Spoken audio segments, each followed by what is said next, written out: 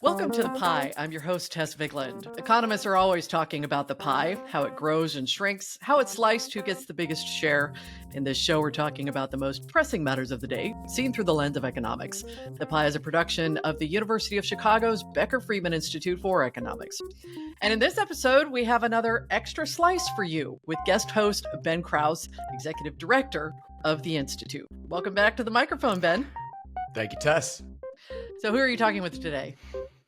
Well, I had the chance to sit down with Nobel laureate James Heckman. He wears quite a few hats here at the university, including serving as the Henry Schultz Distinguished Service Professor of the Department of Economics in the college. He's an affiliate professor at the Harris School of Public Policy, and he's the faculty director of the Center for the Economics of Human Development. All right, and what should we know about Jim before diving into your interview? Well, much of his work has been focused in labor economics, but Jim's contributions have substantially advanced our quantitative toolkit more generally. So just to give you a sense, when he shared the Nobel in 2000 with Daniel McFadden, Jim was honored specifically for his development of theory and methods for analyzing selective samples. For any of the quantitative social scientists that are listening, one such example is the Heckman correction that I'm confident all of you've added to a regression at some point in your career. All right, we'll hear much more about that as we go along here. So let's get to it. Here is Ben Krause in conversation with Jim Heckman.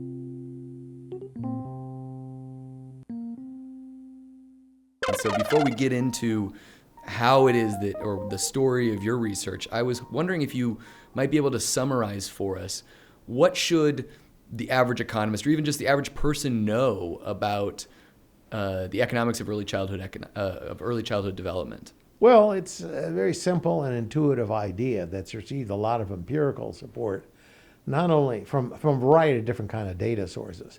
Some would be research in modern neuroscience, research in psychology, and research in various kinds of, by child development experts and by neuroscientists and by others.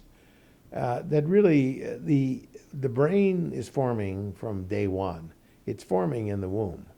And the influences, both, say, of the mother when the child's in the womb, and certainly the external influences, the environment, the verbal environment, and so forth.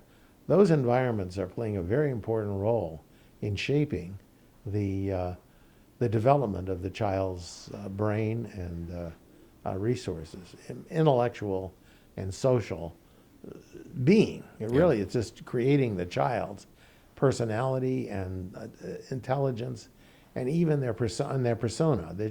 They're finding themselves. They're defining themselves. So what happens is this development process continues throughout life. I mean, there was a neuroscientist here, now dead. He wasn't in the department. He was over at the medical school. His name was Huttenlocher. But he and his wife, particularly him though, he had this work that at the time was really fundamental that people didn't understand. I didn't take it that seriously initially until I realized what he was up to. But Huttenlocher really showed that the brain is learning throughout the lifetime. He even had examples of how there was brain development and there were really neurons being created, new circuits being created in the brain, even with cancer patients in the final stages of their disease. So old people who were very sick, nonetheless. But for children, that process is very much more dynamic. And it does give an opportunity then to build the skills. And it turns out, that the neural development is heavily influenced by external conditions, education, the home environment, the way the parents are interacting with the child, various kinds of arrangements in this regard. And this is extraordinarily, was not really appreciated and still isn't in a lot of circles, but it's become quite much more appreciated than when I started working on it. And it's a body of work that's, in psychology and economics and a number of fields now. But what it showed was that those early years were extremely important. And then we think about education and building skills, that we need to recognize those early years are playing a fundamental role. And when we're talking early years, what are we talking? We're talking 0 at birth. Birth. Literally birth to age 6 months. The areas that I've looked at mostly, but not exclusively, like 0 to 5. Got it. But it turns out then the brain develops. Different parts of the brain, different aspects of the brain develop at different stages in the life cycle. And so we know that around puberty and in the adolescent years, that children are developing attributes and traits. We call them traits, but they're really not traits. But the attributes, let's call them that. Let's call them traits for the moment, that actually help control one's self-control, that essentially enable one to kind of keep one on a given course, that one can act in a consistent, principled way. And I think that is an extraordinary, interesting process. And so development psychologists and economists now have come to recognize that there are two key stages of child development. One in the early years, like 0 to 6, actually 0 until the second or third grade, so it's into school, where the brain is very malleable, you're learning new circuits, you can see the new cells being formed, and cells that aren't used and aren't being fostered by stimuli and so forth, being essentially discarded. So you can, literally some of the most interesting work these days shows how from these neurological scans, they actually will show how certain brain cells are dedicated to learning mathematics, certain brain areas, language and so forth. So there are different parts of the body, the brain, but they also are developing at different rates, and the stimuli that the person is in has a huge effect. Like even the idea of seeing light. Yeah. When if a little baby is born with an impediment to vision and can't see until a certain age, say 2 or 3 years, they're blind effectively their whole life. The optic nerve really needs to be activated, and undoing it turns out to be a real task. People work on it. So there is a biological process that we haven't really taken into account. And then, of course, we know teenagers have different issues. It's really striking how puberty plays a very important role in developing these skills. And there's a whole literature in adolescent psychology about literally the pleasure centers, the dopamine receptors in our brains are developed earlier than the self-control.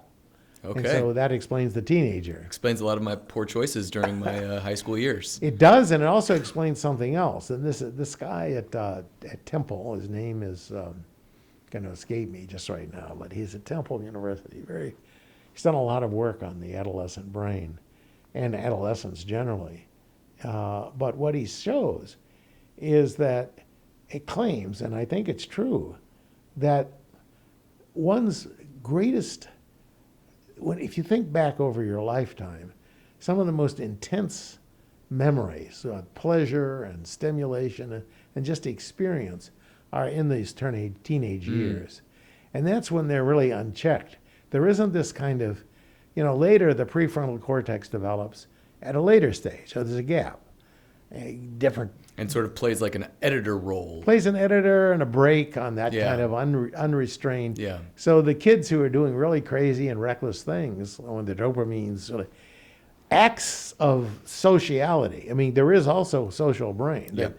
Adolescents, when they get together, can, and this is not new, but literally you can see in the neural counterpart that they actually will stimulate each other. And they will actually sort of egg each other on. Sort of a line in the So you can see magnify. these wilding, these kinds of mobs and so forth. And, people will reinforce each other, and there'll be a lot of fun. I grew up for my adolescent years in Colorado, and I know I did some amazingly stupid things, like passing blind on curves and mountains. Oh, man, yeah. I mean, these are the kind of things, and with a whole bunch of guys. And we were showing who has the moxie to do it. And That's right. So the kind of stupidity that you associate with sort of the early teenage years wanes. But you see, those are periods of development. Yeah. And there are periods of moral development and periods of character development where you're literally teaching self-control and teaching what sometimes It's called executive functioning, Right. the ability to restrain oneself. But the early years are also, more important, are developing the cognitive traits. They also behavioral traits. But there's an interesting feature about that the cognitive traits are a little more stable over the lifetime than the personality This traits. is the cognitive traits that we can measure at the Things end like of, IQ like and so from forth. 0 to 6.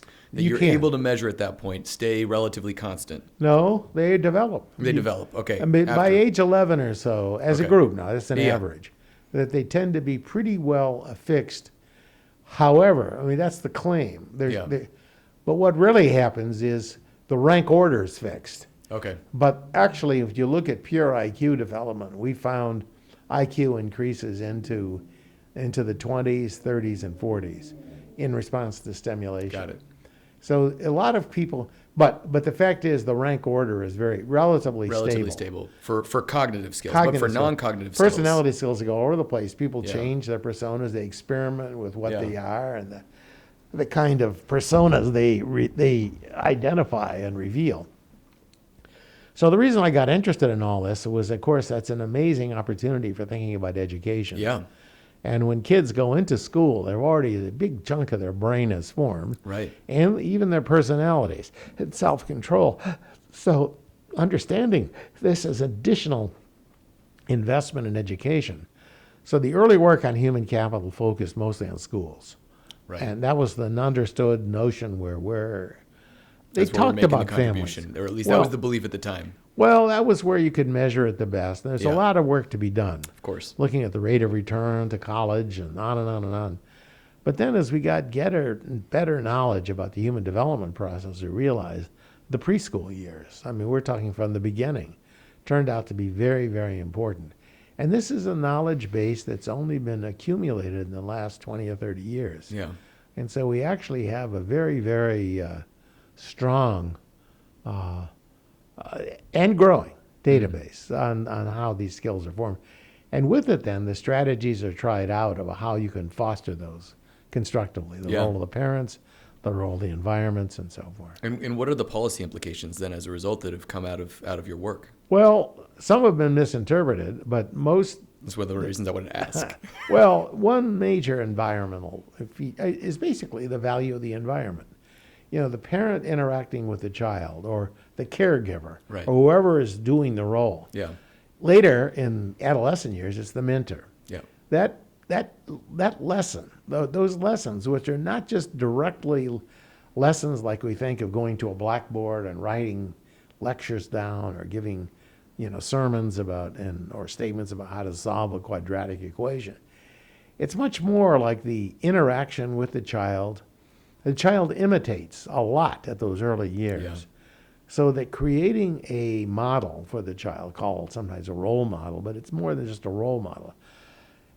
Children are imitating. I mean, children are building themselves up. They're creating themselves from the environments they're born with, from their own body, of course, their own limits, but also they pick up other signals all around them. Yeah.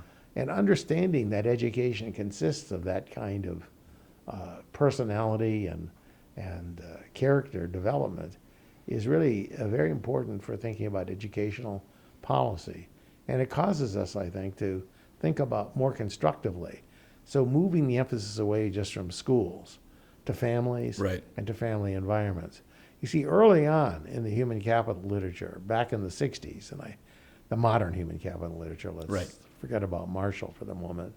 But if you think about the movement, it was a very important study that was done by James Coleman. He was a sociologist. Mm-hmm. He was at Johns Hopkins when he did the book, his study, and later he moved to Chicago. He was here in the sociology department for a good 20, 25 years. But one of the main findings in the so-called Coleman report, and this was written when the Johnson administration, the war on poverty was being launched, and there was this hope, we could transform the poor. An early manifestation of this, though, somewhere down the line, they got interested in the question about Head Start, Yeah. and then also the larger question about families, how families But the real issue at that time was schools, and the idea is what we should do if we want to boost success of disadvantaged children especially, a lot of interest then and now in African American children and questions about why they don't achieve more and why they're falling behind.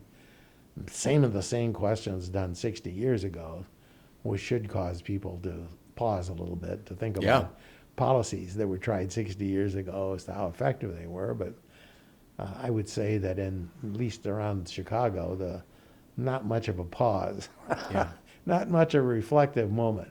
But what happened, though, was that we realized that from the Coleman study, Coleman said, what were the differences in test scores? What was the major determinant? So everybody was looking for things like teacher salaries, books in schools, attributes of the schools. Right. And what they found, what Coleman found, was it wasn't the schools at all, it was the families. Yeah. And that was done very early in the 60s. But, got a little controversial. It still is. When you talk about the black family, it gets to be very heated, the conversation. Fortunately, I was in a meeting a couple of weeks ago at the American Enterprise Institute that a person I work with, I've recently met and worked with, I should say, named Ian Rowe. Oh, yeah. I remember Ian. He was just on campus, he was on campus earlier this year. Yeah, right? I had a conference on agency. That's right. And he wrote a book with that very title. And again, the question was, how do you build a successful child? Mm-hmm. And how do you build a child? Build a child's too contrived, but really, how do you support foster the formation, foster how a do child? you foster, form, and so on? And of course, he was very concerned, and he remains concerned. And this is the AEA conference, AI conference I'm talking about now. He was very concerned about the family. Yeah. And so if you look at the number of children, black kids born out of wedlock, it's like 80% here in Chicago, 70, 80%, huge number. And so it's natural to say, well, a lot of the gaps that we see have to do with the fact that the family structure is so fractured in the black community. A lot of instability, a lot of the partners, a lot of the single women have multiple partners. It's been estimated as many as 11 partners, 12 partners per year. Kids are not living in a stable environment, and we know that's a negative attribute in terms of child development. But what happened then was that as we looked into this, and going back to Coleman for a second, but then looking what was going on at the AEI conference, the idea that was there was the two-parent family really makes a difference. So there's a book written by a scholar at the University of Maryland who's actually moving to Notre Dame, it turns out. Okay. What's her name? Melissa Kearney. Oh, yeah. The two-parent family. It's a book published here from Chicago Yep. Press. And so that was capturing the image. The that was idea. capturing the idea that motivated this conference. But I kind of poured some cold water on it because I did studies of the gaps between black and whites, test scores. Yeah. And I had measures both of personality measures and cognitive measures. And what I found was the black-white gap for children from two-parent families, both black, both white, two-parent families, each of them two-parent families. And those in families which were fractured, where you had a single parent and versus a two-parent white family, they were about the same. It was not So it whether or wasn't not they the- were the- married. the- No. yeah. Now, there's a whole literature emerging, and this is an area very much in flux, so Yeah. I don't want to say it's all settled. There's some work that was done by a woman, Carla Hoff. She wrote a book called The War Against Boys. Oh, yeah. And I then remember. Richard Reeves has picked up on it and sold it. He's a real hustler, so he's good at doing this sort of thing. But what it was the notion was the boys grow up without a father. Mm-hmm. That's the two-parent family. And so boys are more disadvantaged. And it's true, they are, somewhat. Okay. But we see that in the statistics. You see that in statistics, that Yeah. boys without a father and without any kind of male mentor model, well, it's again going back to the nature of way learning occurs. Learning comes from imitation Right. and guidance and mentoring. And if you don't have that, it's kind of obvious maybe, but certainly in the data it seems to be true, that the kids don't develop as well. And one of the questions that I feel like your literature has really opened up is the importance of this period, this preschool period, not just preschool, but Right. before the kids get to school. And it raises the question of what do we know about the formation of caregiver skills or parenting skills, and where are we at this point in understanding how do any of us learn how to be an effective parent, especially for that 0 to 3, 0 to 5 period of time that our kids won't be going to school? Well, I think it's interesting. There's some work by Flavio Cunha. Again, one of those students from whom I learned a I was going to tremendous say, amount. one of your regular co-authors, yeah. Well, a regular co-author. We wrote together on this work. I had a series of students who worked with me on this. Pedro Carnero, who's now at UCL and does a lot of work with the World Bank and so forth, was one of those students. Another one was Flavio. So the two of us did a lot of work on this question. And we... So again, we learned from each other. We wrote these models of dynamic complementarity in the early days, and then formalized them. So maybe you could actually say a word. Because I know when I think of the work that you do, dynamic complementarity is one of the really important takeaways from the modeling and what we've learned from that process. So maybe you could just flesh what that means out for us. Well, it's an important idea, I think, and I don't know if it's look. There are child development psychologists who have versions of this. If you look at their models, it's there in the words. I'm not just pretending. there's not a math model. It's not formalized in a clear way, and it's not documented so clearly. It's just, but it's a correct observation, I think. There's a child development psychologist who is at the university, as Cornell, his name, and I'm going to block on his name, but he's legendary within the child development. And so he has a version of this. It's not quite articulated.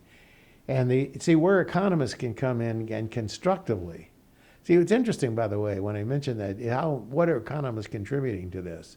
I had a test, an acid test. Yeah. And the acid test came, I won a prize. I wrote this paper with Flavio Cunha and Suzanne Chinook. Okay. Chinook was here at the university. Well, the acid test came, we had this paper that we published in Econometrica. And is that 2007 maybe? 2010. 2010, okay. And it was put up for a prize. Oh, yeah. Econometrica has this prize called the Frisch Prize. Yep.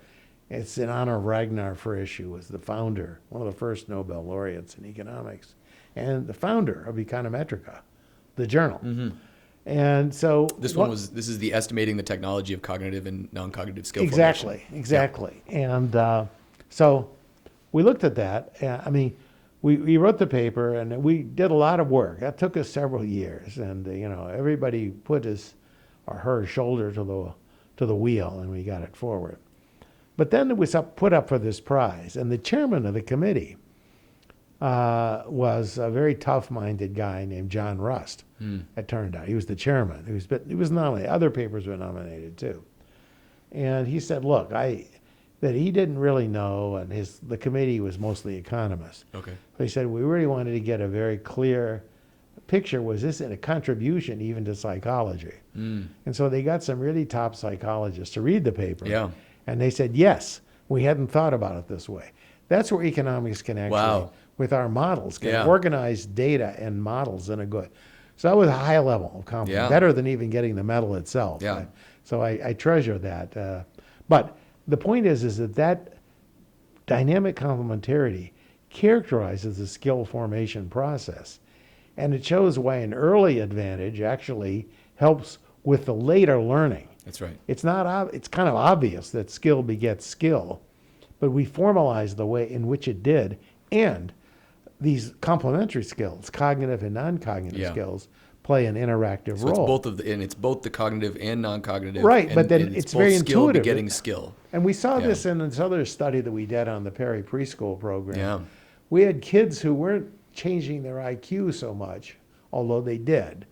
But we also found there were kids of the same IQ level. Some were more motivated. Some of them were more what's called open to experience. Right. They were more engaged academically. Yeah.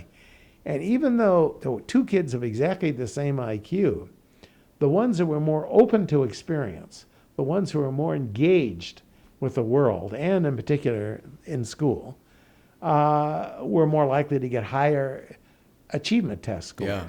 So, people think about achievement tests as being IQ tests. They're not. Yeah. And there's a huge amount of learning that's engaged in that.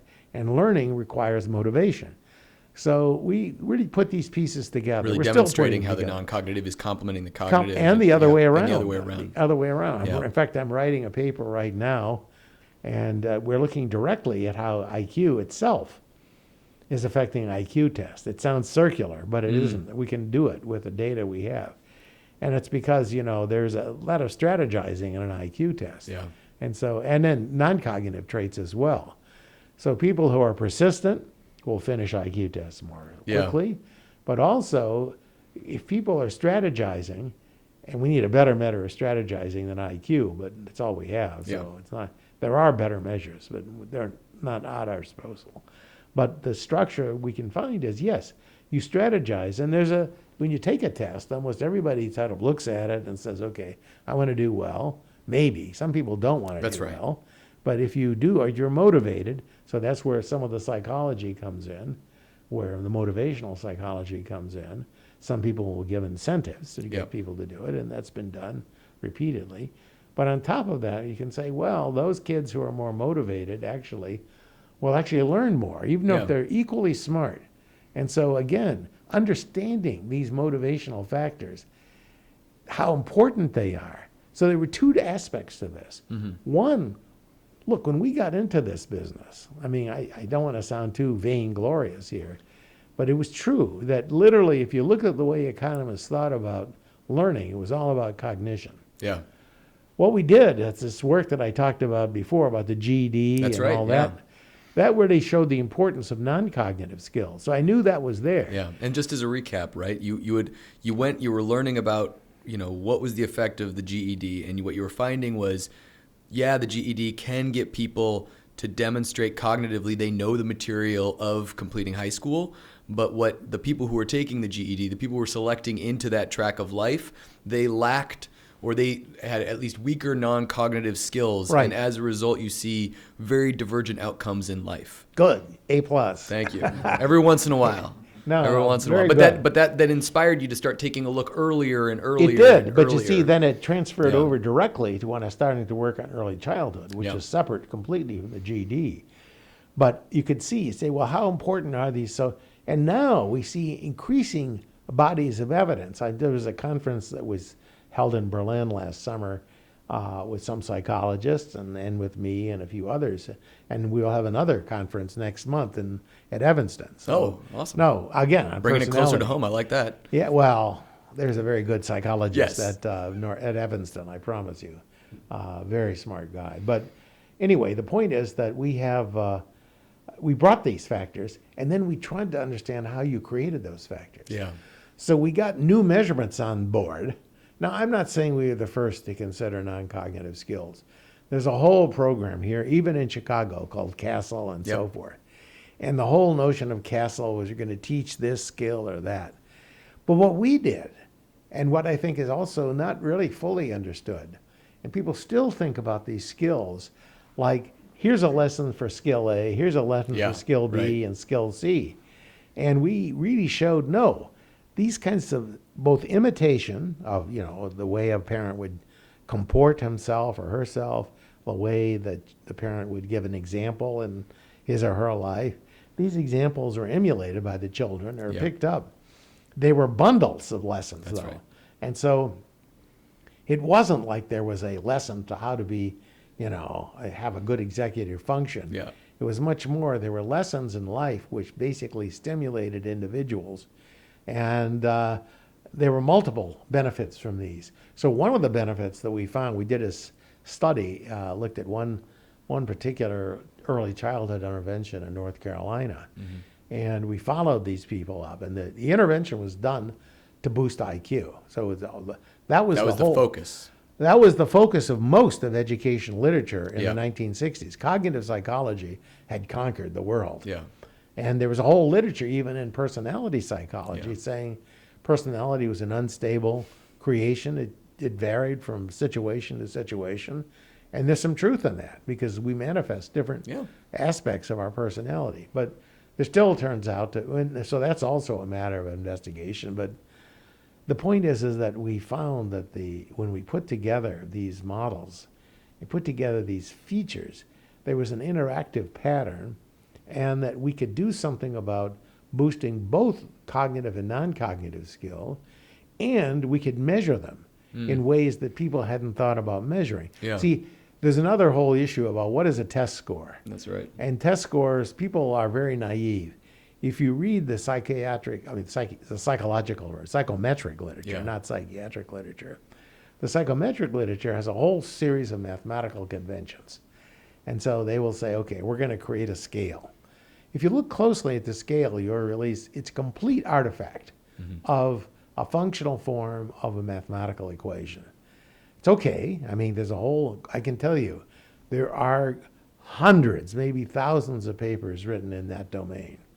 But, and again, noticing what ability is in that way is much harder to measure than most people will be honest in admitting. But the good ones will admit. Yeah. So what happens then is that we need to think more deeply, and we are. See, one of the beauties of this study that I'm doing in China now, or completed one version of it, and we have another one under review, about to be reviewed back. Let's hope it's good, but we'll see.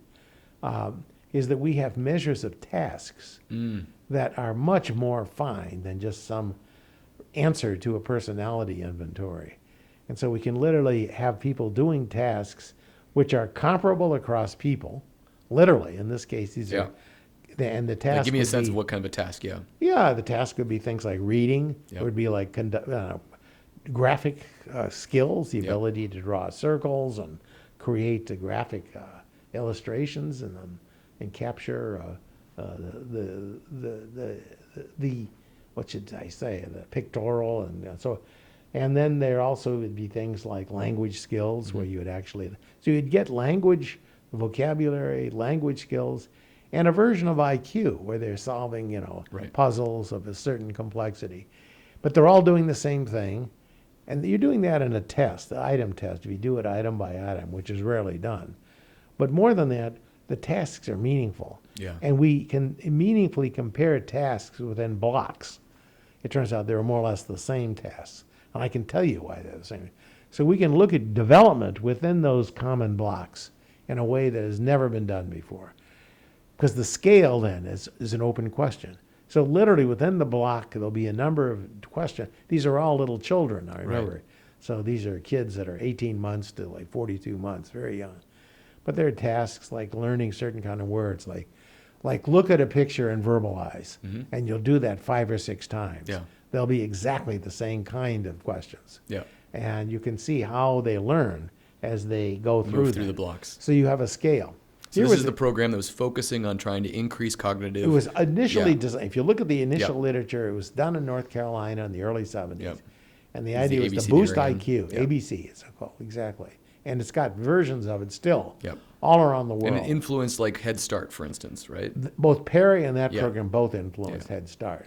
Perry in particular influenced Head Start. I mean, there's a lot of variety in Head Start programs, Yeah. so it's not like a single curriculum. But yes, it had a strong influence. But what happened was it also built these social and emotional skills, and we could measure those. Yeah. So its emphasis was on boosting IQ. And then at age 35, we found that the health of the people who were in the program was much greater. If you looked at measures for... And this is, and just to like set, expectations, this is a program that happened when they were how old? They were like 0 to 5. And it lasted for how long? Oh, how long were they in the program? Yeah. Oh, this was like 5 years, 4 or 5. So they were in the program, very intensive program for 4 or 5 years. Right. And then you're following up 30 years later. 35 years 35 years later. We're and you're following him seeing- now. Yeah. Jorge Garcia, my co-author, Yeah. is now, I hope, going off on his own and following up to age 45. We have some money Okay. to do that, and I think he wants to, you've got to stake out. People have to have identity, so you want to make sure you don't crush people with co-authorship. But in this case, though, we found through age 35 that things like good measures, Yeah. these are biometric measures, Yeah, remarkably Like remarkably heart better rates. health. Yeah. remarkably better health, and then various markers for diabetes, Yeah. markers for heart control problems, markers for various serious health issues that if you just looked at the blood pressure readings and so forth, and between the treated and controlled, you found substantial improvements. You say, well, wait a minute. See, the people who think, every outcome has to have a particular intervention. Yeah. We're mystified. How could that be? Well, it was because we developed self-control. Yeah. We developed a sense of agency. We made these kids on their own. And so I think to function on their own. They were more educated too. So they read the newspapers. They followed doctors' instructions and so forth and so on. They weren't given any particular health intervention. Yeah. Zero. But over Just their carry them lives, forward, they carried forward. And at 35, measures of obesity, these were given by medical exams. Yeah. So we brought epidemiologists, bringing people to the door, giving these people exams. They took the exams. And then we worked with a group at USC in Los Angeles and put together data from a survey that's called a Health and Retirement Survey. And we can actually then look at how these measures that we have predict. We only think of them to 35, but we can forecast then what the consequence would be after 35. So we did a lot of work on this. And just getting back to the question, because I interrupted you to talk a little bit about dynamic complementarities along the way, but you were talking about what you and Flavio and others have uncovered about really the skill formation for caretakers, for parents. How do we learn to be better parents? Well, see, one thing that Flavio did, this is something he did on his own. He's actually he's chairman of the department at Rice now, but he also is chairman. He's running something called the Texas Policy Center and doing a lot of work on early childhood and so forth. Flavio and his group, working with some anthropologists and child psychologists, noticed that how little knowledge that mothers had about what normal development trajectories were. That literally mothers who were highly educated, and they had sisters, and they've been around, you would ask them, what's the normal development trajectory? What do you expect the child to be? What are the benchmarks you expect the child to achieve? And they were amazingly ignorant about this. Yeah. And then they did some further studies where they found that when they gave them some information along those lines and some notion about what good parenting would be, how parents interacting with children can have very beneficial effects, that their children did very much better in terms of these quantitative measurements about child development. So it's a process. You can essentially inform the children. Then these home visiting programs I mentioned earlier are precisely getting at parenting at very low cost. That's right. But they're triggering and bringing online a resource that typically we ignore. And it's not a brick and mortar school, and it's not some very elaborate program. It's like an hour a week. Yeah. And it's by people who are not that skilled. I mean, the people who are home visitors are of the neighborhoods that children are being raised in. They're trained by more educated and skilled people. But the actual visitors, the ones who teach the lessons and interact with the parents, From the community. are from the same community and without any kind of condescension and so forth. But what you're turning on, it's like a resource that we haven't tapped yet. Yeah. And it's really the fact that the parents are really grateful, many of them, for this knowledge. I just was looking at a paper that was done here. Well, we started here. We had a visitor, now it's about 16 years ago, from Ireland. Okay. So University College Dublin. I actually was visiting them for a while, and I met a young woman there and some others who were actually trying to think about putting a child development program in place. And what do they end up doing? Well, they heard about this work on Perry, and they got very interested in home visiting programs. They have a home visiting program of their own. This program has had a very substantial effect.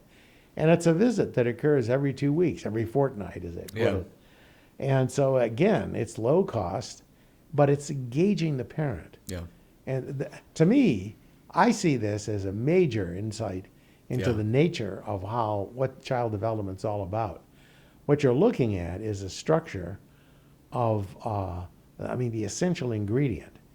And that means then that we can strip out all these other things. There's really the nature of the annual review article you wrote in 2023 Exactly. with Flavio, I think, right? No, Oh, it was with Garcia. Oh yeah, sorry, with Garcia. But I mean, that's really the crux of the mechanism that you identify. Is we found across a number of studies. Yeah. That some studies were very elaborate.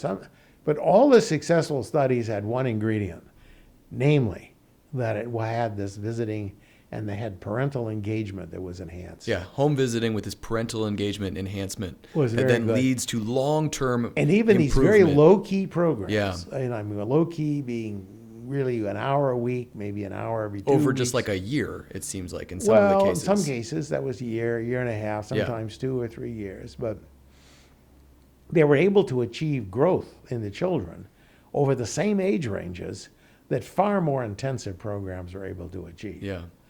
And it was very edifying to me. It meant then that you could make these programs available at low cost. Right. And that it was very voluntaristic. Yeah. Parents were doing this on their own volition. There was no coercion. It wasn't like you must do this. But a lot of the parents were deeply engaged. Now it's not the whole answer because there are a lot of children raised in orphanages. Right. And there are a lot Yeah. of children with very distressed families, like I was mentioning earlier, where you're not going to get much compliance from the caretaker. But I got to tell you, when I was reading some of these papers, we're both parents, right? And like, I don't know what it was like for you, but It's been a while, it but is yeah. very stressful for me now, right? I've got young kids. It's hard. And I have most of the benefits someone could possibly hope for. And I'm reading about this and I'm like, man, it would be great to have someone coming into my house once a week, if for nothing else than to have sort of the commitment device, to have the conversation with my kids, to like remind me these are things that I should be doing, helping recenter. It really resonated. Like, I don't even know what typical development would look like, right? Like I'm basing one kid off of the other and being like, well, they're different sexes, so like, should they be the same? Should they not? I have no idea. Well, a lot of variety, even Yeah. among the same children of the same sex, but certainly across the sex, no question. But my understanding from the But data is... but the processes, the basic developmental Yeah. processes are the same. Oh, right, yeah. Girl or boy, Yeah.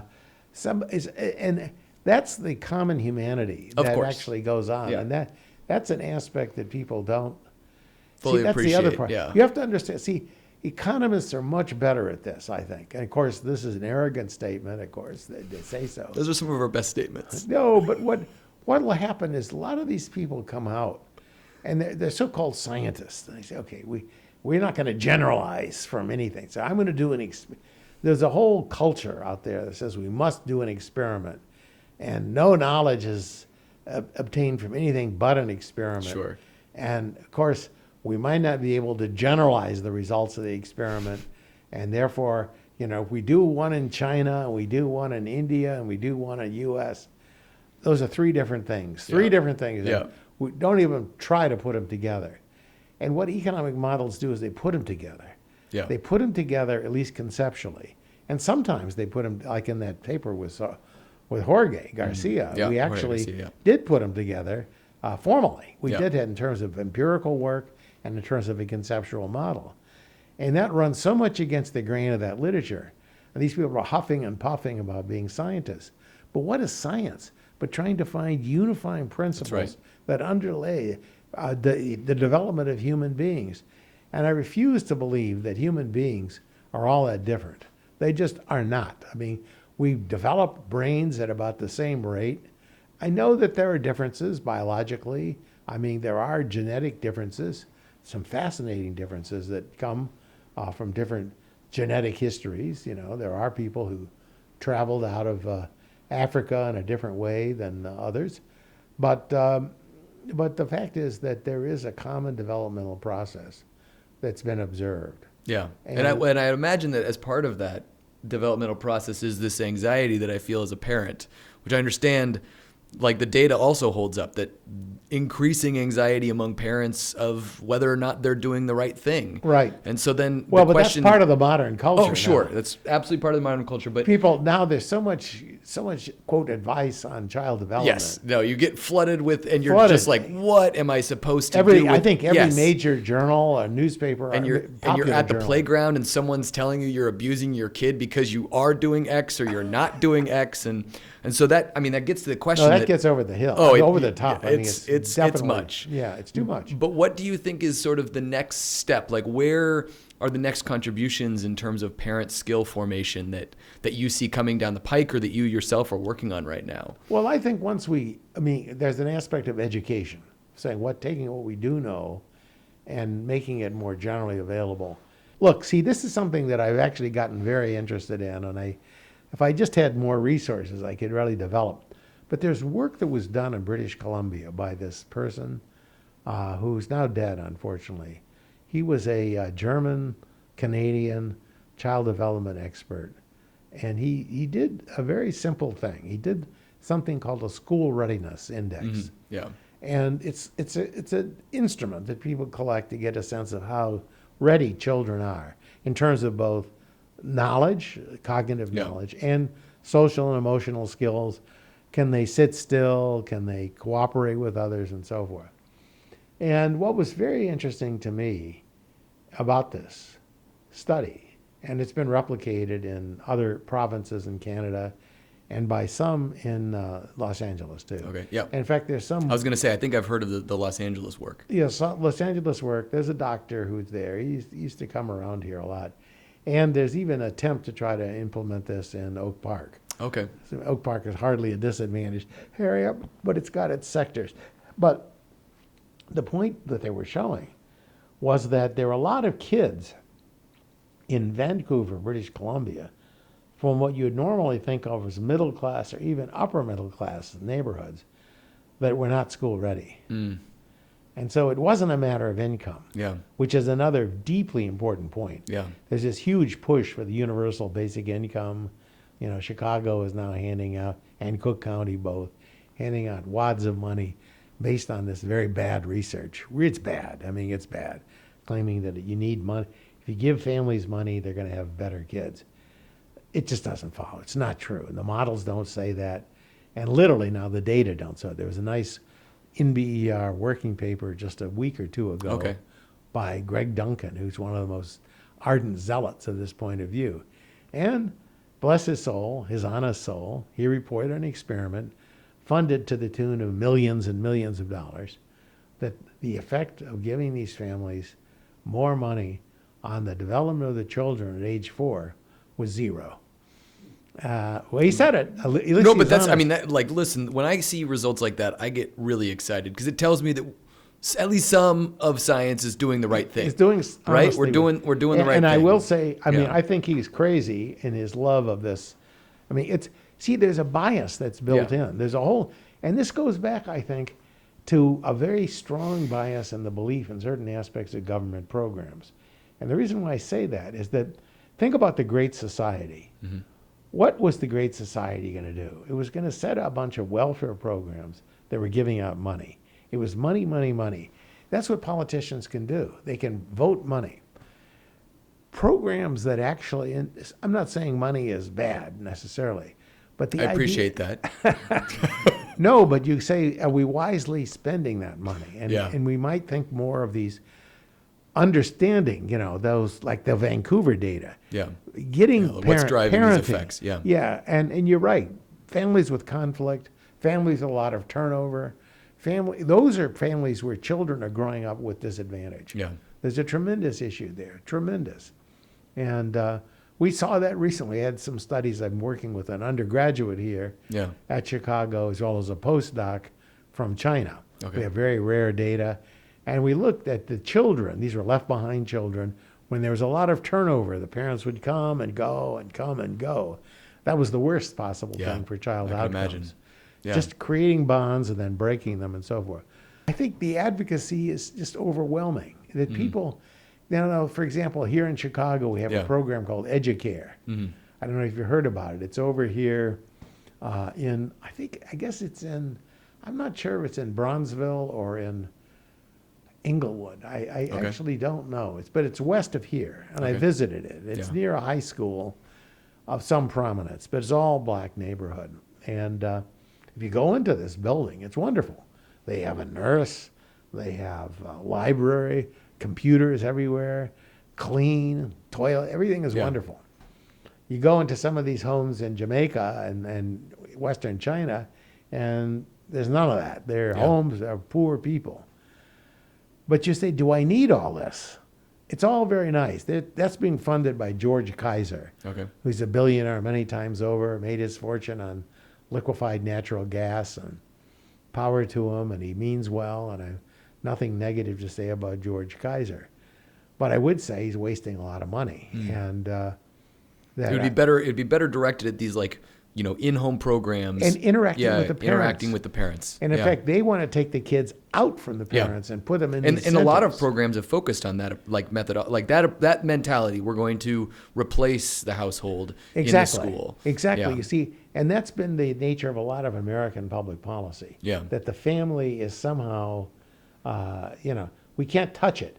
I think there's also something in the American ethos. There's a tension there between, our founding of freedom from the government and also this role of the government in our lives, and saying, well, there are some who wants the government to do something. It's obviously very expensive for us to have to use the criminal justice system in the future for people who are making poor decisions. So we want to make some kind of investment early, but at the same time, we don't want, no tread on me, right? Don't tread on me, right? Like that, Exactly. that runs That was through- Nixon's yeah. argument when, years ago, when Nixon came in power, I think 69 or 70, but Senator Mondale from Minnesota Yeah. put out a plan for an early childhood program, national. Yeah. And it was passed the Senate and passed the House, or at least passed the Senate. And it got to Nixon's desk. And Nixon vetoed it. Now, I don't know the full details of the program, but his reason for vetoing was simple. He didn't want the government in the parents' home, Yeah. that the government should stay out of the family. And I think that's a very common feeling. Yeah. And I don't want it either. I don't want some bureaucrat coming in and telling me how I should raise my kid. But I do think there are other programs of the kind we're talking about that are far better I mean, that's in some ways that's the interacting. tension of what you study, right? Because some might cast the home visitors in the program as just government bureaucrats. I mean, at the end of the day, you could imagine except they're locals. I Well, mean, but most of the people in the DMV are local, right? Like these are bureaucrats these that are are cast local in the locals. We're worst talking about of people Yes. of like the mother, like the caretaker. But everybody that's in the government is like somebody. Everyone is Well, from but a one lot of the government communities. programs have this sense, to get a government job, generally you have to be a college graduate, and you have to, a lot of. Your And point these- is well the taken. visitors I'm Yeah. thinking should be high school dropouts, and be people who are themselves had troubled lives. maybe. Sure, but at the end of the day, I mean, I'm just merely pointing out that, if someone's doing work and it is funded by the government, the distinction between being a government bureaucrat is a difficult one. It might be, Yeah. and I agree with you. And the idea of bringing but that's why you want as much voluntarism as possible. Sure, and I think there's a big difference between someone showing up at your door, and this is, you have Child Protective Services. You run into this where they're work coming in, or you're losing your kids. That's not the model you're talking about. That's not the model, You're talking no. about a model where we're knocking on the door and saying we're here if you would like to invite us in to have a conversation. Exactly. It's Right. the voluntarism you Yeah. want. And that voluntarism could be encouraged by Yeah. churches, by Yeah. communities, and so on. Absolutely. And it is. In the Chinese context, what happens is the local village officials will tell the parents or tell the families in their village that this program has these beneficial effects, and they would urge them to participate. But it's not under compulsion Right. of law. And they do largely participate, except when kids are ill or parents are moving or something. So I do think, though, that you see, but we are getting exactly at this question about, and this is the link, if anything, a very Chicago link. Yeah. Because, the family is something that Becker himself studied a lot. Yeah. And has been studied increasingly. He had, for many years, or for several years anyway, we had Pierre-André Chiappari, who's done fundamental work on the family in his models of collective bargaining, collective household, sorry. But we also have others working on that, Moina and others. I've worked on these a lot. And I think that is linked now to this larger question about skill formation That's right. and building people. And that's a form of human capital that's being newly explored. We didn't really think about creating people. I'm writing a paper right now, which is as much influenced by some work in philosophy and sociology. Is this related? Because I was going to ask you about your recent Yeah. NBR paper on virtue, Yeah. and where that research is going. Because it No, seems like we have it. I've got Aristotle's hanging out on my shelf right here for a reason. I'm interested in these questions, and I'm interested in you combining economics Aristotle was and, deeply and interested virtue. in this. No, Yeah. and in fact, when we think about who the virtuous person is, remember the virtuous person for Aristotle is not somebody who goes through a list and decides in a kind of rational choice, in a crude rational choice way, will I murder you or not? I'm not rational.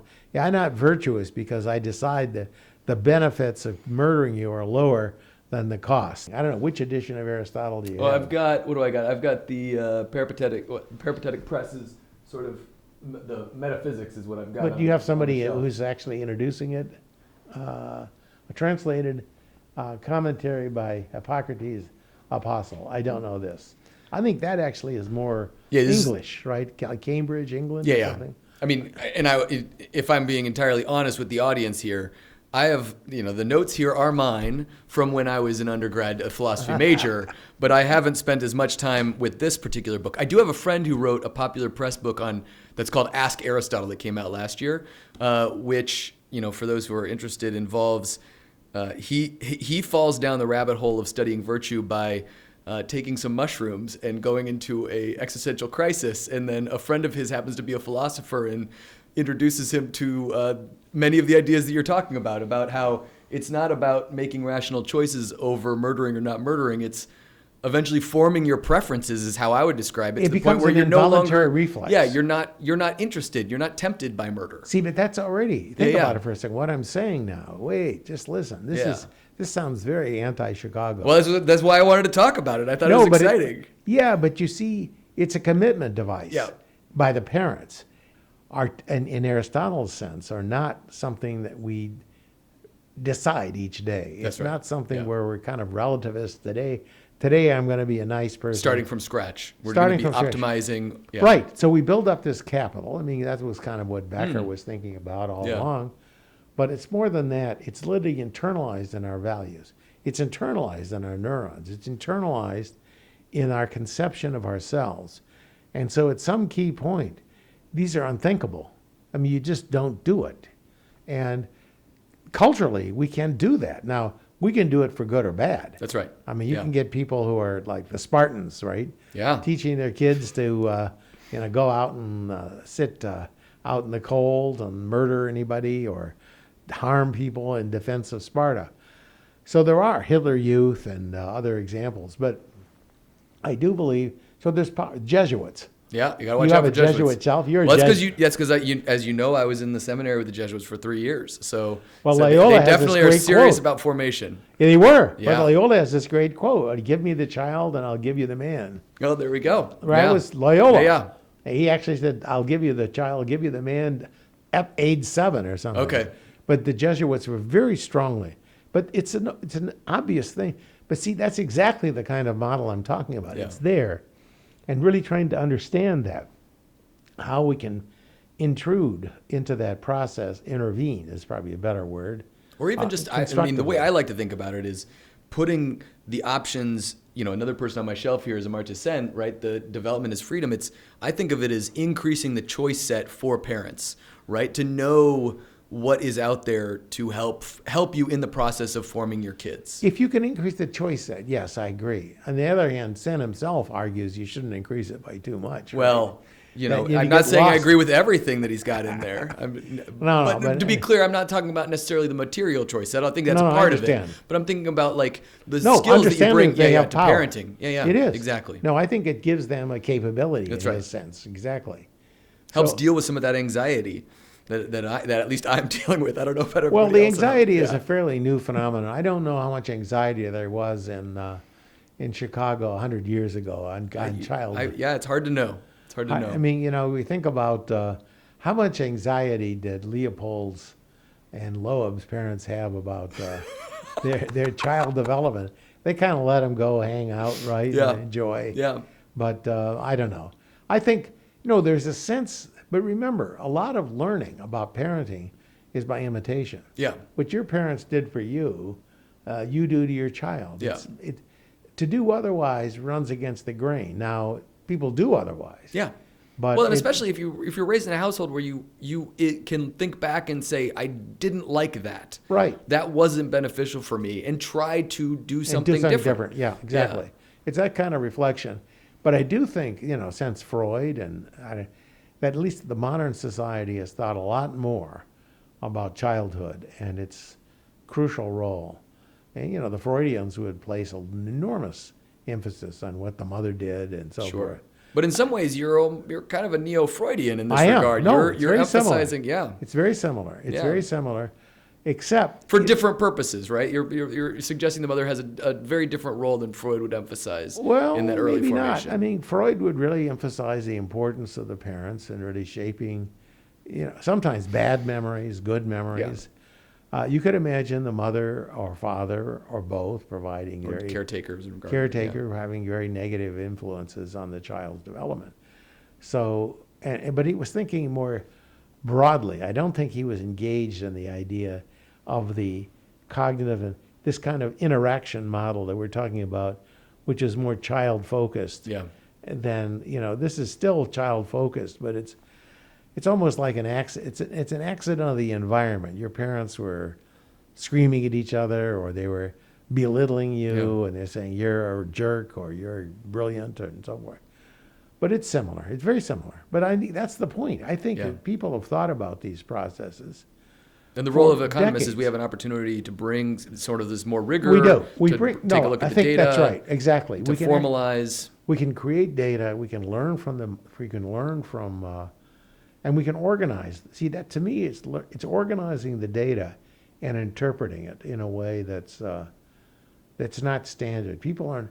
You see, when you think about it, I remember when I started looking at these social and emotional skills. Now, there are people who are worried about the fact that what we observe in those environments are, for these social or non-cognitive skills, were just kind of context bound. You were really responding to situations. But they didn't have a good way to think about it. And now we do. We have much better ways to think about controlling and varying the situation. Yeah. And we're doing that. And we're Yeah. trying to see how this affects the manifestation of those skills and what's transient and what's real.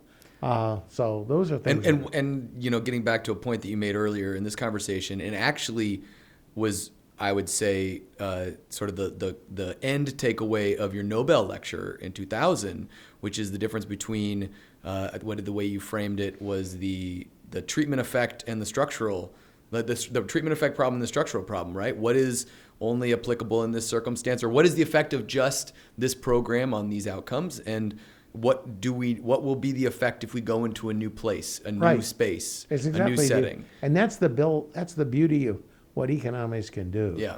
And it's being lost, by the way. There's a whole literature. There's a group of people who are totally devoted to treatment effects and argue that they're really good scientists and they're going to sit there and they're not going to generalize at all out of there. So if I run a program in central Kansas, it's a different world in central Kansas than in central Iowa. Right. Or even just like central Nebraska, straight north. Exactly. Right? Yeah. And that sounds really high-minded and good, but it kind of is defeatist. It means then you don't try. Yeah. Maybe you shouldn't, and maybe you'll fail. But I do think at least understanding the structure of anything, understanding the structure of the universe, and understanding the structure of child development and skill development and so forth. This is a very important task, and the economic framework can be helpful in organizing it that way, far better than just a compilation of facts. Yeah. We have a treatment effect here. We'll say, your risk-averse people do this and that. That's all very amusing and very nice, but I think what we really want to look at is just what is it about those attributes? That's driving. How do we drive? How do we affect those attributes? Let me read. So one of the things you said as part of that lecture is that, so this is 25 years ago now, you said, I think what's going to be needed and what will be done in the future is there will be a synthesis of micro and macro approaches to analyze policies instituted at the national level with genuine equilibrium impacts. And a lot of what I see you've been doing over the last 25 years is really trying to drive that synthesis. It's true. And so I guess the question that I have for you, kind of looking back, is, where would you say you've made the most progress, and where do we, what are the areas where we're really lacking or lagging behind in that Well, progress? I think there's been a big retreat in one aspect of economics, at least in terms of empirical economics. there's been a movement. There's something called the credibility revolution, which in my mind should be better titled, and we're writing an essay on this, the incredibility Oh, wow. revolution. Okay. Well, we're making news here, too, that there's an essay coming. Well, there is, with the Hanmin Fang and also with Jesus Villaverde. But the point, I mentioned, I think we talked about this op-ed piece that I had last week in the Wall Street Journal. Well, we actually didn't get to dig into it, but I really appreciated it. So maybe you want to say a few words about what you Well, wrote no, up but there. the op-ed piece was basically just pointing out the limits of what the credibility revolution will do for you. There's a paper, a good paper, by the way, in its own terms, a very good paper by David Otter and his co-authors, Dorn and one other person. And pretty famous paper, at least in Oh, economic it's had a circles. huge Yeah, effect huge effect on policy. Huge. Yeah. But what they show is that if in areas, in industrial areas where there's been a heavy import of Chinese goods, you've gotten very negative effects on employment Yeah. in the industry. You have to be careful. It's in product lines where the Chinese have competed. It doesn't literally have to be at the same place, although they talk about the same place. The more generally, you'd want to think about, products, but they talk about the same place. And so those places get shut down when Chinese imports are taking over and replacing American production. And so they talk about the fact that there are people laid off, several million. Yeah. And that's what Trump and many others trade on. And it's true. However, what they fail to mention, and the whole methodology, the so-called credibility revolution, they only look at that. They say, what else has China been doing? Well, wait a minute. China has been giving us cheap commercial goods, cheap intermediate goods. It's been cheap consumer goods. And all that effect, sometimes called the Walmart effect or various names, have actually boosted American welfare a lot. We estimate hundreds of thousands of dollars per lost job. Yeah. That's It was $400,000 per lost job, as I recall. Very substantial. Yeah. And that's in the form of, cheaper furniture, cheaper electronics, cheaper textiles. And there's no question. And the quality is high. And so if you look at what goods are sold in Walmart, more towards the middle class and maybe lower middle class people, the Walmart effect is there. They've really made Walmart a competitor in the larger enterprise. And that's not to say anything negative about Walmart or China. But what's going on is strange because didn't study, for example, what are the substitutes? So yes, jobs were lost, but were any jobs created? Right. So as a result of importing cheaper products, including intermediate goods and technology, were there any jobs created? Was there a substitution created because of these Chinese products? And when you put all those together, the studies showing general equilibrium effects show substantial benefits that accrue not only for consumer welfare, but also even in job creation. Yeah. So net job creation net as job a result creation of the went up. quote-unquote China shock. Right, exactly. And so what happened is the credibility revolution, see, that's really clean. You'll see the word clean. The cleanliness is what was there, but was there any content? And the answer was no. And in fact, it was potentially misleading. And is another great example. There's a study that these guys love to cite by Card and Kruger. Love it. It's cited in the Nobel Prize they won. Yeah. You read any honest publication, you can see there's a huge decline in employment in these industries and a huge reduction, people going out of business because they can't afford it, which is, again, a major implication that would come out of it. So there's this whole litany. You can just see it in the papers. Economics is misleading. The behavioral economists loved it. We don't have to do that.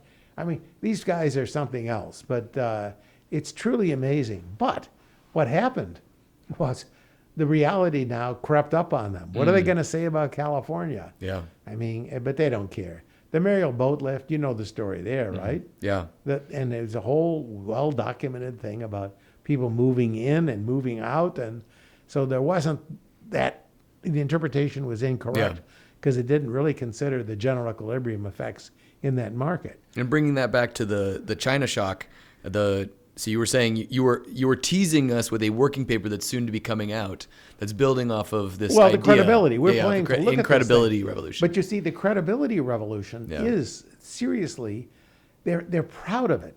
That people will say, "Oh, I have this very," and in fact, Duflo and others will say, "I'm so proud of my work because I have a clean answer to this question. Better to have a clean answer to something." And in fact, there's this great quote which goes along those lines, supporting it. Do you ever read this book by this? He's an Irish. He was an Irish author living in London now, right? Living in England. Okay. But Joyce Carey, The Horse's Mouth, that has a nice. It's about an artist who actually has devoted to his art. But he had this kind of, let's just say, maybe nihilistic approach to his art. And so what he was doing is he was making great murals and great paintings on the side of buildings that are about to be demolished. Oh gosh. So here was this man. thing. This was art for Yeah. art's sake. He wasn't doing it for any personal gain. He was living on a boat in the Thames and all that. But there's a line in there. And I do think it captures the spirit of what these guys are after. And that is, and this is the motto, I think, of the credibility movement, that one word of know something is worth 1,000,000 words of know nothing. That's in the book. And so the idea is if we actually know one thing, it's better than all the bullshit that flows. And that's what these guys will say for the credibility revolution. Literally, they were putting out this idea and ignoring the other factors that were going on in the trade with China. And the idea then of the incredibility was that if you were to think of just basic economics and say, look, we're getting cheaper goods. We're sending dollars over there. And in fact, for a long time, they were just sitting on those dollars. So it was like literally just giving away. We printed money here and that went into vaults in China, and they sent back transistored radios. They sent back good, cheap clothing, and on and on and on. Maybe it wasn't all good, but a lot of goods came flowing in, and they built up this enterprise. So they drove our textile industry out of business, no question about it. But it was heavily unionized in the Northeast anyway, and the unions themselves are major contributors to job loss in certain industries. They have been.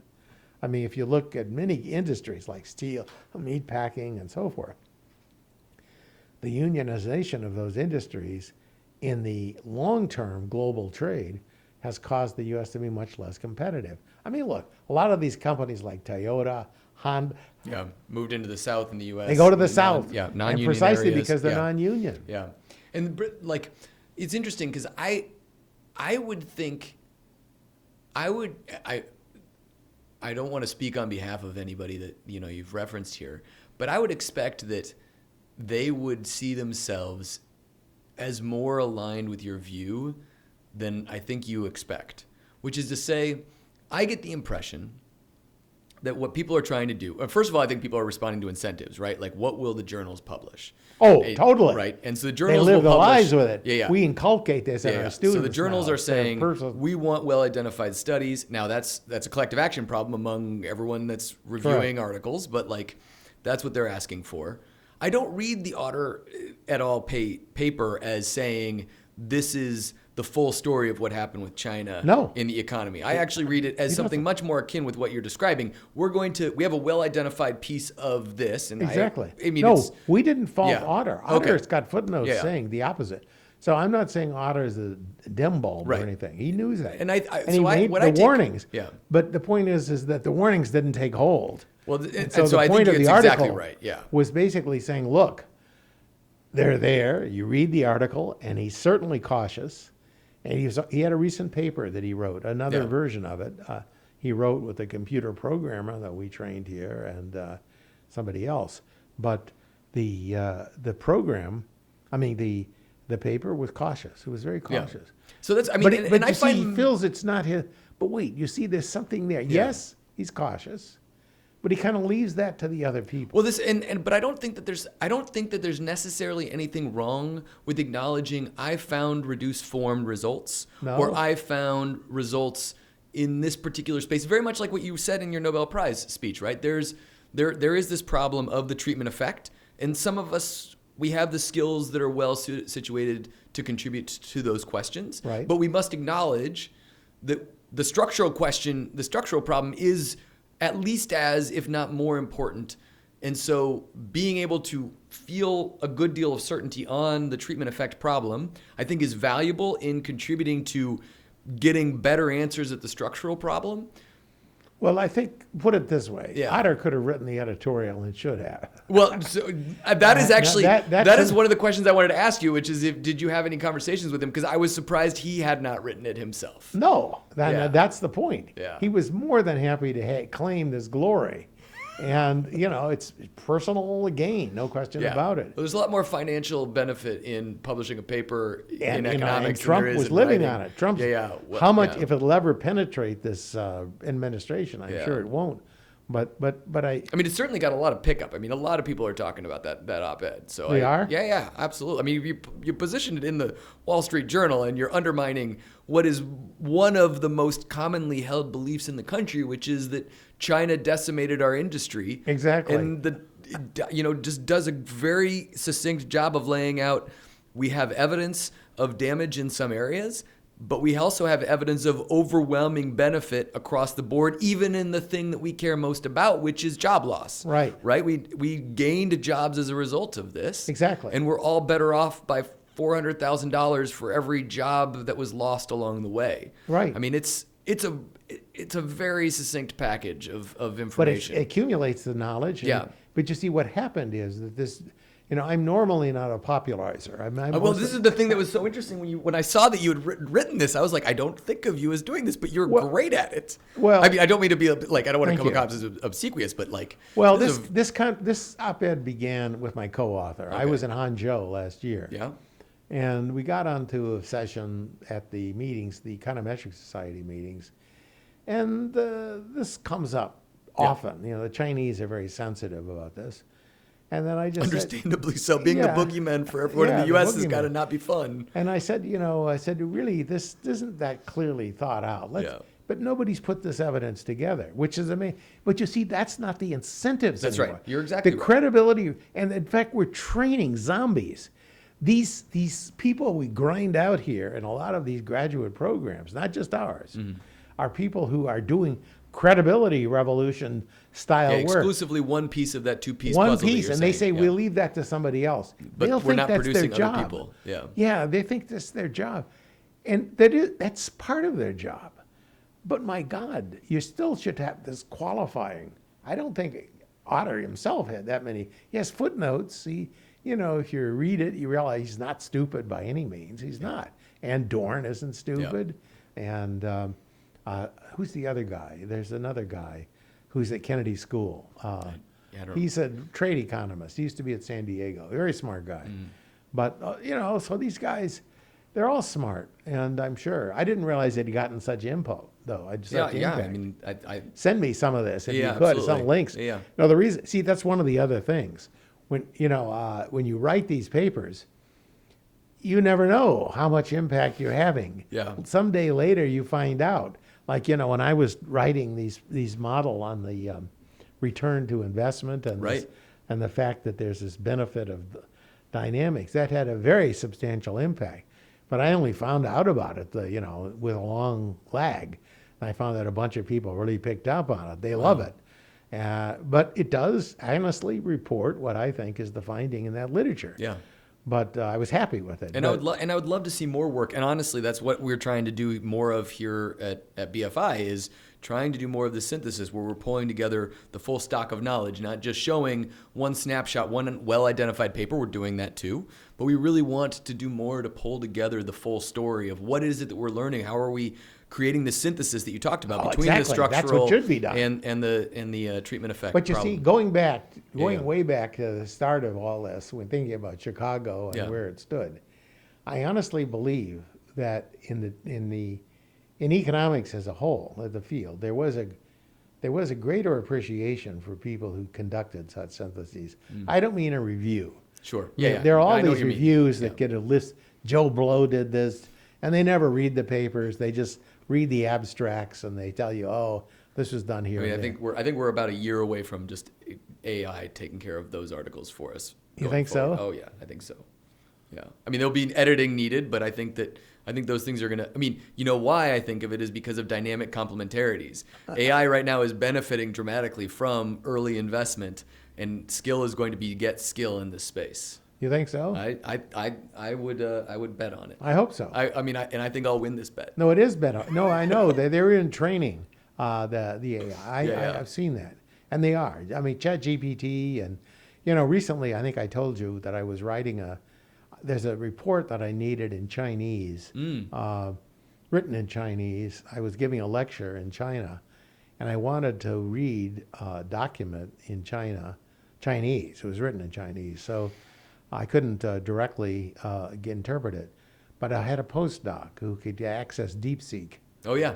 And beautiful translation. I don't know, it was beautiful. But it you at was least also lucid. have a postdoc who can check and be like, yeah, this is. Yeah, no, this he is said in it was space. very, very accurate Yeah. and very quick. Yeah. Very quick. It's remarkably quick. And so, in that sense, I think, so that's why, I don't know. I hope you're right that there will be these syntheses that will actually get a deeper understanding of but I think everything. And to be clear, what I'm saying is, I think the role of writing the paper that's just sort of let me tell you about who has written in this space in the last 5 years and what they've said, I think that's the kind of thing that AI is setting itself up well to do. And it will need to be edited by people who are, experts in the space. But the synthesis work, I think it requires another level. And I think it may eventually help us get there too. But I really would love to see the discipline create more incentives for people to do the kinds of things that you were doing with that article in a more academic setting as well. Yeah, no, I agree. But there are all these academic lessons to be put together in a kind of honest way. Yeah. But the incentives that we give our own students and even our young faculty and the whole journal strategy is just the opposite. Yeah, They're really, they want to.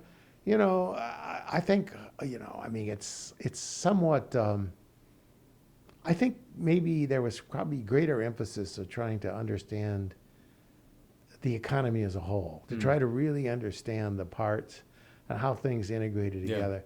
How well people succeeded, you can strongly argue maybe they didn't. I mean, you look in the 30s and you look at people like Schumpeter and you look at people like Haberler, who was at Harvard, and you look at a group of people who were thinking very, very broadly. They had, I'm not saying they were completely successful, but they tried. And now I don't think anybody tries. No, they think it's a fool's errand. Yeah. And literally, what I don't like, and I'm very concerned about, who is the Spanish philosopher who wrote The Revolt of the Masses? You know, I don't. And now I'm gonna be embarrassing. Ortega Gasset. Okay, yeah. He has a great line. I just want to apologize to all my faculty that taught me philosophy that I failed in this moment. Well, Ortega is viewed as, I mean, he's not he's not Aristotle. Yeah. But he did talk about the mass man and the emergence of what were mass movements in the early 20th century. He was writing in the 1930s. Okay. And he talks about a phenomenon of the modern times, his modern times, which I actually think is the modern, which is actually characteristic today, maybe even more so. He talked about something called a learned ignoramus. Oh, yeah. His example, Yeah. and in fact, it's interesting because he came along, and he has an example, and this is an example that's recurrent. Duflo ripped it off from Keynes. I don't know whether Keynes had it here. Keynes wrote this essay, saying, we wish economics would be much more like dentistry. Oh, right, yeah, and we could learn, do yeah. something. We have knowledge, we're specific, we're actually doing something practical. Duflo came along And then and said we should be plumbers. Duflo repeated the same thing. Yeah. That's pretty much her level of originality. But Gasset. Again, I really don't want you to hold back. I don't Wow, feel don't like you need worry, to I'm edit. not. The one No, thing we but I wanted. mean, no, but seriously, I do think though, if you go back a ways, you would see Ortega was talking about his example of the learned ignoramus was exactly the dentist. But he drew from it a somewhat different lesson. Instead of saying the dentist was clean and doing his work really well, he said the dentist, he's a master dentist. He can fix a tooth. He can, fill a cavity. He can do marvelous things with your teeth. And he has the sense then he commands his universe of the teeth. And out of that, he develops a sense that he knows everything. And that's the learned ignoramus. The one who says, I know everything and I can generalize. And I think it's a great image, isn't it? It is a great image. And when I thought about that, when I read Keynes about the dentist, wait a minute. Yeah.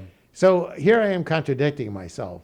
If we try to be too far, if we try to go too far, then we end up in a kind of blathering nonsense.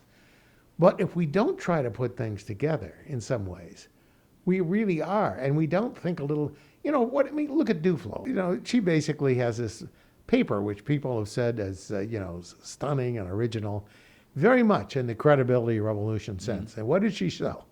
She said, we're she talking did about an experiment. Indonesia, or no, This is East Africa. East Africa. And she has a brilliant paper showing that if you put a camera in a classroom. Oh yeah, in Uganda. In Uganda, that teachers were more likely to show up for work than if you didn't. You say, well, okay.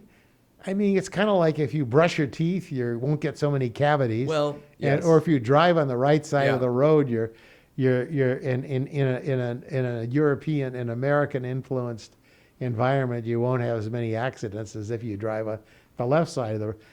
But these are commonplace things. And if you get to the level of triviality that you think that I will say, these are places that I've lived, and the desperation to improve educational outcomes is such that if you can find things that are cost effective, that move that needle. No, but that's not. Were you surprised though that the camera did a job? So now I am not the referee here, like admitting it to the journal, but I will tell you that I think the world is better off because we know we have that evidence that we can point to help make it. Now, okay, then.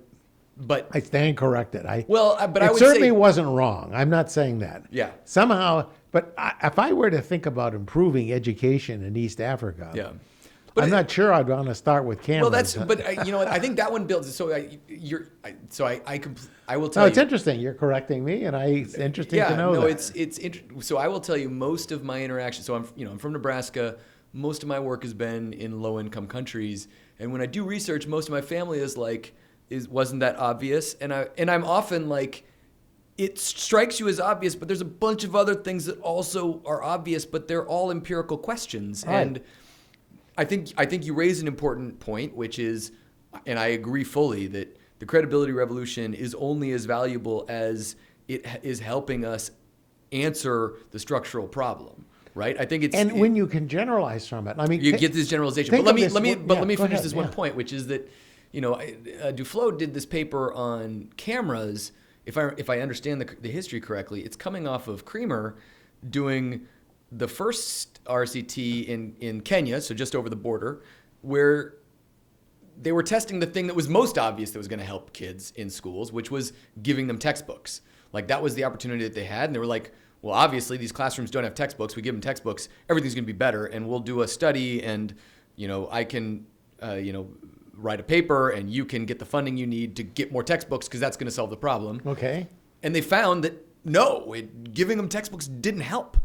Or more importantly, it didn't help on they couldn't average. Read though, so. Well, you're almost there. The textbooks weren't in the language that most of them spoke, right? And so the students who were really the positive outliers, and this is actually was this USAID, by the way? It wasn't involved in USAID, insofar as I'm aware. But a very common problem in a lot of these settings is that families are existing in a polylingual environment, and the school the government may have said this is going to be the language that everyone's going to be instructed in. So I do a lot of work in Haiti. Government for a long time was like all of the instruction will be in French. Almost no one speaks French, right? And so you have in Haiti, almost no one speaks just French. Creole. They speak Haitian Creole, which is a different language. Yeah. They are not mutually discernible. They help if you know one. Yeah, I've heard Creole. You can get close to the other. Yeah. But like you have a whole cohort of teachers who are teaching in a language they themselves don't speak and writing in a language they themselves don't write. And so it really resonated with me when I saw these findings the first time, because, with all of these empirical papers, it's always easy to ex post be like, of course. But you look at a paper like, we're going to give them textbooks, and of course, if they don't read, the books are only going to benefit those who are the most. What it really did was reinforce those who were the best performing students. They did much better, right. But it was completely ineffective for the overwhelming majority, as I recall. And that eventually led to a bunch of experimentation of what the hell can work in these settings? And Creamer ended up finding with Miguel that deworming medication actually had the largest educational benefits. In a similar story, it's sort of in reverse of what you found with the ABC program, which is a program in that case that's exclusively focused on improving cognitive outcomes. 30 years later is yielding these incredible health outcomes. Right? In the Creamer and Miguel paper, they do this work that is exclusively focused on health outcomes, deworming children, and they find 20 years later remarkable educational attainment, household, benefits, income, fertility decisions, all of these things as a result. And so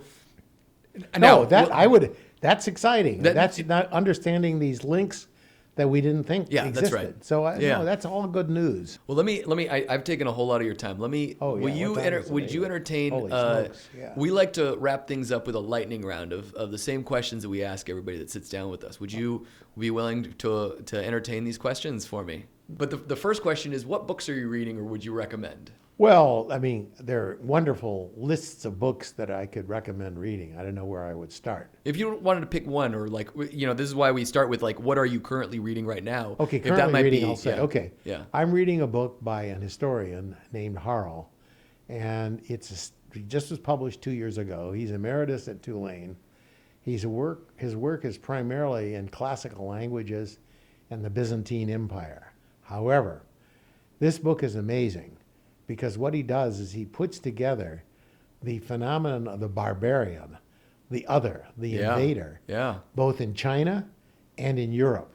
Oh. And not only does he establish these link through this Central Asian link, the Aryans, the Scythians, these tribes that we rarely ever hear about, but did have a huge influence on world civilization.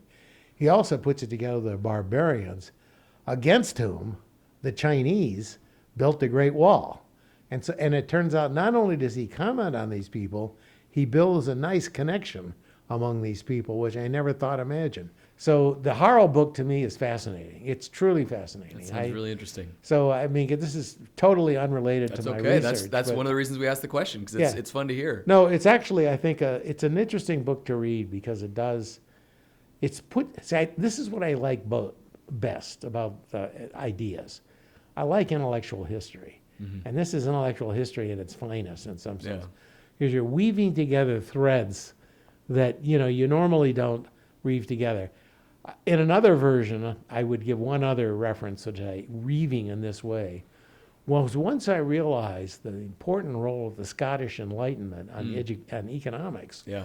Long before Adam Smith, Adam Ferguson, and this whole group of Scottish thinkers, understanding their tremendous influence, Hume. Yeah. These were later. Yeah, but these were later manifestations of exactly these ideas. Understanding how these ideas originate and then cross-fertilize and then come down to modern time in certain forms. That to me is fascinating. So understanding the interrelationships is really fascinating. It's hard not to be. I very wholeheartedly agree. It's one of the reasons that it's such a joy to be here at the University of Chicago. It is. Yeah. Well, I wish the people would be a little more willing to exchange. There are a lot of people sitting in their silos and very much unable to get out of them and think about it. But there are a few who do wander. There should be a society of wanderers. Society of wanderers. I would love that. Society of wanderers. I would love that. Exactly. Yeah. A campus of wanderers. That's something I think we should strive towards. Yeah. Well, let me ask. The second question is, what course really changed your life as a student? Well, this would be going back to high school. Great. Well, see, I had a very lucky experience and this really is a true story.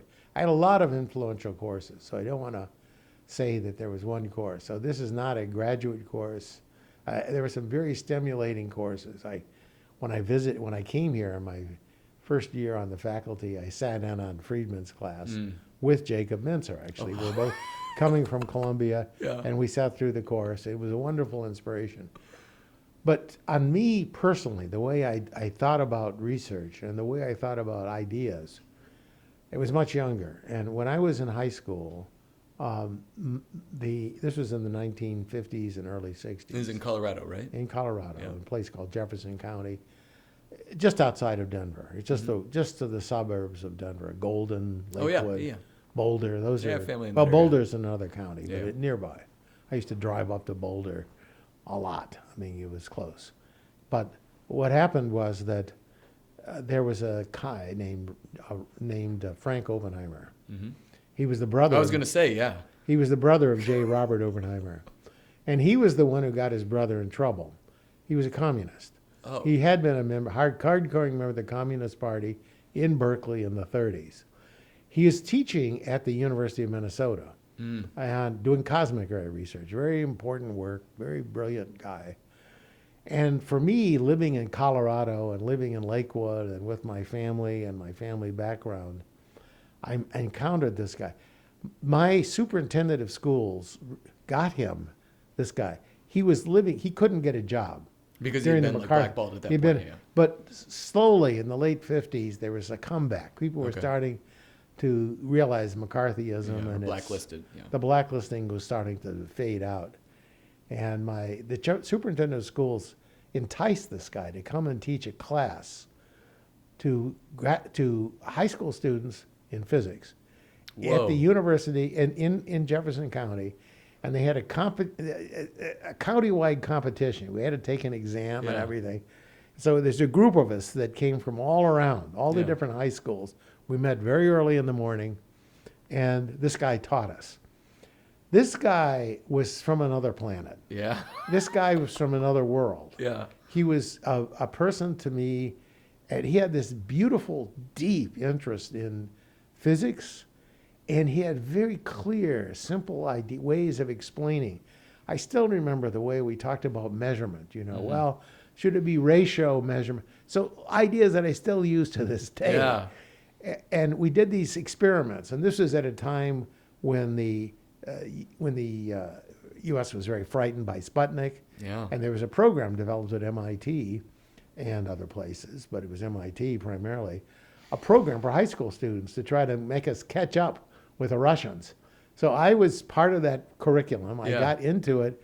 We did a whole series of experiments, soap bubbles, falling weights. And what we did is we did the theory, very simple theory, Newton's laws, this is high school after all. And then we would do experiments, and we'd write the experiments up in books, and he would engage with us. But not only would he engage with us, so that was exciting because he was deep. You could see putting the theory together with the empirical work.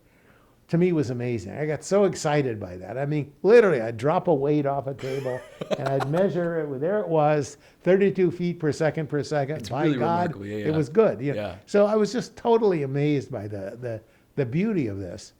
And then also this guy was giving us an influence into culture that we never thought of. I mean, don't forget, the Oppenheimers grew up, and he was his brother. He was with his brother at Los Alamos. In fact, Frank was the one who helped set up the apparatus for the first atomic bomb. So my physics teacher was there, and he had this circle of friends. So there was a guy, I don't know if you ever read the book called 1, 2, 3 Infinity. No, I haven't. George Gamow was the author. Yeah. He was there at the University of Colorado at the time. There was another person there whose name was, what was his name? He was the one, Stanislav Ulam. Okay. He was a Polish physicist, Russian. It was Ulam with Teller who came up with the key idea to build the H-bomb. Oh my gosh. And so these guys were there. Yeah. So all these guys, we didn't, so this guy introduced, these guys came and lectured to us in high school, in his class. And we could go to his house, and he played Beethoven's 131 which I still listen to this day. It's amazing. So this guy had an enormous influence, not only for the ideas. There were ideas, and there were a lot of ideas that he was also reading anything the guy was reading. He'd bring these books in. Like there was a book called Science in the Modern World. I remember that book. And he brought it in and put it on the table, and we'd see it. We'd all memorize it. We'd all go out and buy it. Yeah, exactly. We'd immediately buy it. So this guy was like something from another planet. Yeah. From another universe almost. And he inspired us. And he was a very gentle soul. He had this very deep interest in physics. And so he'd talk about science too. It was at a time when people were talking about, science and, the two cultures and all this discussion. Oppenheimer had this huge, and I always came out of it. I feel like there was a before and after. And it was more the sense of the person. Yeah. It wasn't just that I learned Newton's laws. I mean, I could learn Newton's laws somewhere else. But I found them really, then I wanted to learn more about physics. So I did really get into physics for a while. But it really, it ties back to what we talked about earlier. You would have encountered him at that second period of dramatic development. Right. Like exactly. you were going through that process, and I'd skipped some someone grades. was there. I was a little bit younger than some of the others in the class. Sure, but I was there, therefore maybe more vulnerable Yeah. to learning from this kind of experience. And very formative experience. it was. No, it Yeah. was. And the students who were in this was a public school. Sure. So, people, a lot of snobs. I have to go to private school. My kids think I'm kind of low grade because I went to public schools. They went to lab If you'd school. like, I'm happy to call them and tell them that you're doing fine. You're doing fine. No, but there is this sense. My wife also went to public schools. The other part of that period, though, is in the 1950s, when I was growing up, and in this era, not only was there Sputnik and this emphasis on science, and that was real, but also there was I wouldn't say adoration, but there was certainly a lot of idealization of science. Science, you just come out of the Second World War. Yeah. They developed the atom bomb, Yeah. the nuclear reactor. All these exciting studies were being done. Transistor. For those who haven't looked at it, like the difference between the technological frontier at the start and the end of World War II it's amazing. Is absolutely remarkable. I would have, if I had been there at the time, I think I would have just assumed magic, right? Like the leaps were incredible. And you had people like von Neumann and others, Oppenheimer. One thing I did see when I was a graduate student at Princeton is there was something called a Johnniac. It was an electronic computer that von Neumann built. I've heard of this, yes. And so it was still there in basically what would be almost like a storage area. But you could look in and see it through a window at the Institute for Advanced Study. Oh, wow. So you'd go to the Institute, and it was the workspace that von Neumann had used. So we could see it. I saw it recently in some, it was posted online. Somebody had gotten the picture of it, and it was pretty faithful to the picture. But, von Neumann really developed it from scratch. Yeah. Von Neumann was incredible himself, but I never met von Neumann. Yeah, He was dead by the time I got to Princeton. Well, we'll explore von Neumann probes next time we get a chance to sit down together. But let me ask you one last question, which is, if you had to make a pie with the current contents in your fridge, what would it be?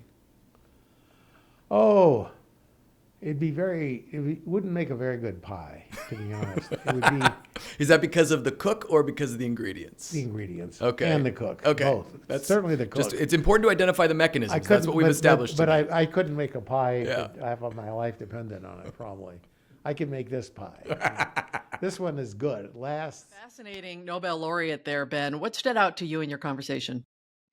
I was really struck by that early trip that he shared, traveling with his colleague through the segregated South, and how that fed his passion for understanding the underlying causes of inequality in our country. And I think I'm taking that and just the general insight of how our scientific pursuit of evidence can lead us to surprising findings, like the long run benefits to the Civil Rights Voting Act that he was able to uncover, those shortcomings to GED programs, and really the incredible returns to early childhood interventions for long-term well-being. But all of that's only possible if we're open to allowing the evidence to shift our priors, or, put more directly, if we're open to changing our minds. Always a good way to think, right? Well, Ben, thank you for bringing us another slice of the pie today. Always glad to be here.